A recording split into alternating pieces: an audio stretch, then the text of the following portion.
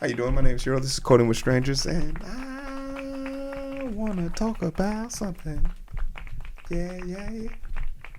I just wanna know the news. I had a great weekend. Hopefully, you guys did too. And I didn't get to read that many articles, but one article came across my timeline, and it was enough for me to say, "Yeah, we're talking about this, so I don't need to know anything else about whatever is happening in the news." But a lot of crazy things are happening in the news right now, and a lot of it revolves around AI. And I gotta tell you, I'm starting to think that the hype of AI isn't really what the people think it is. AI is not what everybody think it is. Some people are starting to show reservations for it, whether it's the CFOs, CEOs, whoever. They're all showing their reservations, right? I think, hear me out. I think it's important that we're able to call bullshit when we see it, right?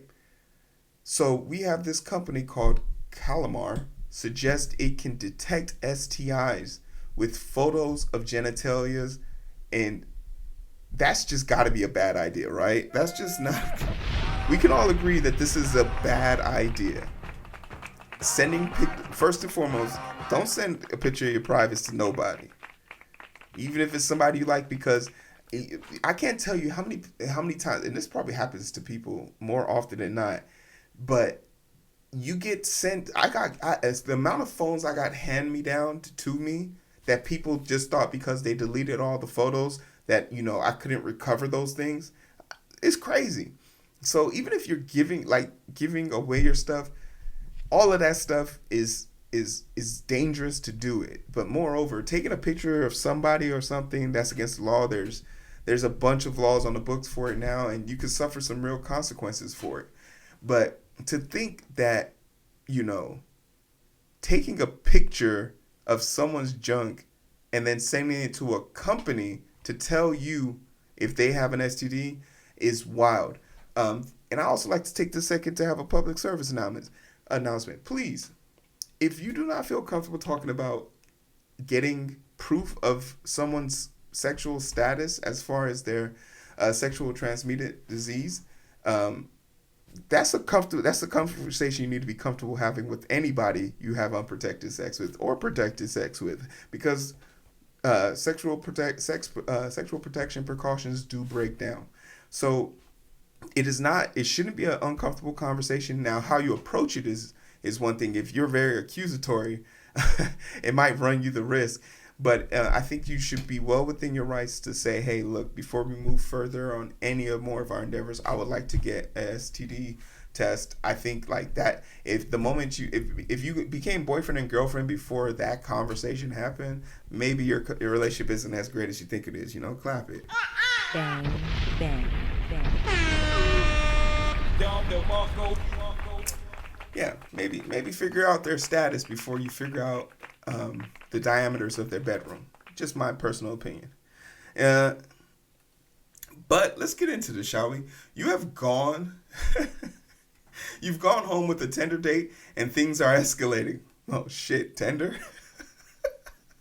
You don't really know or trust this guy. Why's it gotta be a guy? And you don't want to contract an STI. So what now? A company called Calmara wants to snap a photo of the guy's penis, then use AI to tell you if your partner is clear or not. Um, let's get something out of the way right off the bat. You should not take a picture of anyone's genitals and scan it with an AI tool to decide whether or not you should have sex with them. The premise of Calmara has more red flags than a bad first date.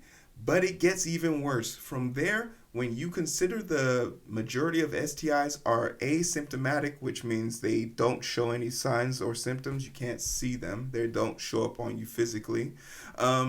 So your partner could very well have an STI, but Calamari would tell you he is clear. That is why actual STI tests use blood and urine samples to detect infection as opposed to visual examination. Other startups are addressing the need for accessibility for STIs testing in more responsible ways with the lab diagnosis, sensitivity, and special specificities are two key measures that help us understand the test propensity for missing infections for false positive. Daphne Shin, co-founder of TBD Health, told TechCrunch, "There's always some level of fallibility, even the highest, highly rigorous tests, but the tests manufactured by Roche are upfront with their validation rates for a reason, so clinicians can contextualize the results." So there's just so this reeks of this lady. Remember the lady? She's in jail right now. There's a lady about to go to jail or something like that who said with one drop of blood she can tell you if you have all these diseases and whatnot or whatever. And it's just crazy that we think like AI can solve all our problems. The faith that people are putting into AI is maddening.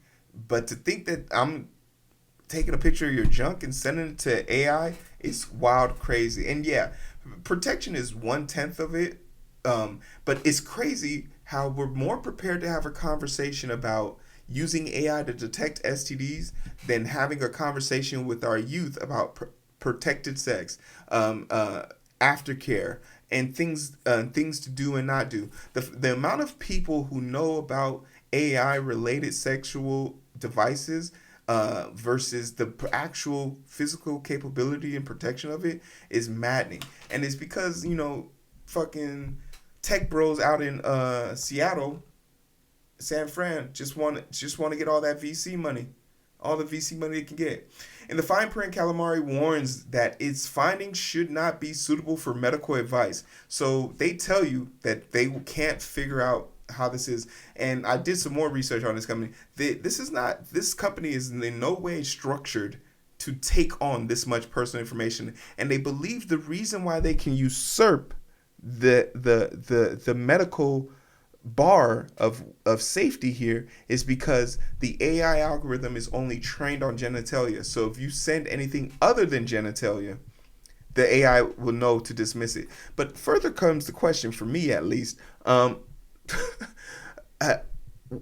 what about if someone's face is in the picture? So you have a pic, like, or identifying markers like a tattoo is on the person's body, like those type of things. What do you do in that situation?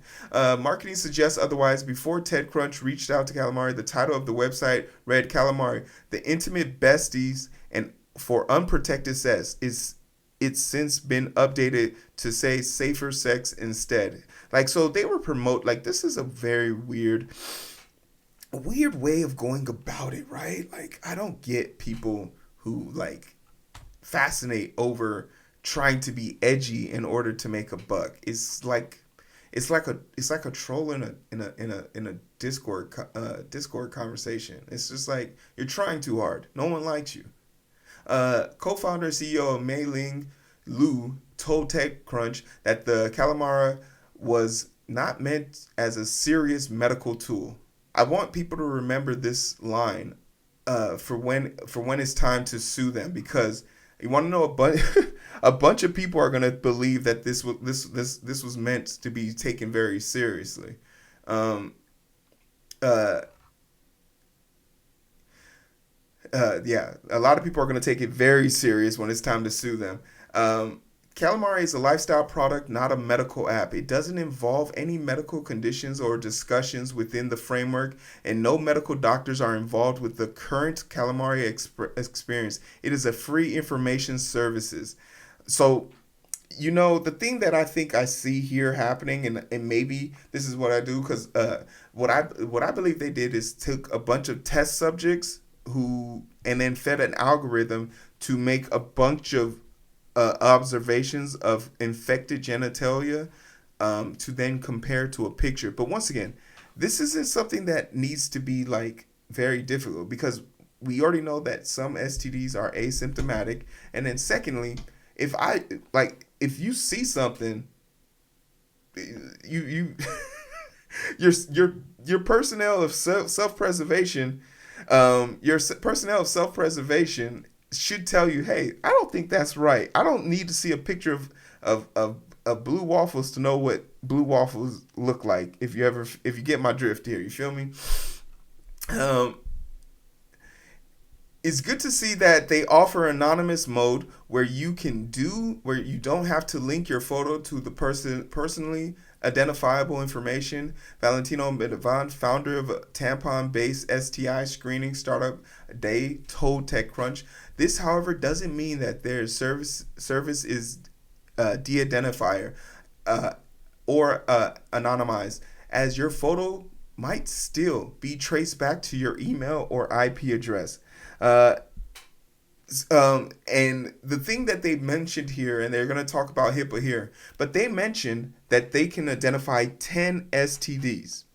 When we did a study for that, when we then looked at their study, their language model for learning this, we found that they only used 5 STDs. So then the question then became, how did you identify those 10 other STDs? To which they then said, we didn't. We were just under the assumption that since they share similar symptoms such as redness, rashes, and discoloration, that it would be safe to put it in the category. So you would get a result like, oh, you probably have STD, you probably have chlamydia, herpes, and warts. Good luck to you. Like, they can't give you a distinct answer, but they want to try. And this is the funny part. Once you confirm what you got, they ask you to come back and tell them if they were right or not. Could you imagine? Could you imagine? Could you imagine hitting them back on the customer service line? Hey, hello. Yeah. I used your app. You said I probably had herpes, and I went to the doctors finally, and they confirmed it was actually syphilis. So you were wrong. They gave me some penicillin. I guess I won't be using your services anymore. It's just crazy how they're doing this. But like, this is what happens when you throw AI in anything. This was a company that got like $1 million or something like that to have their investors look into this stuff.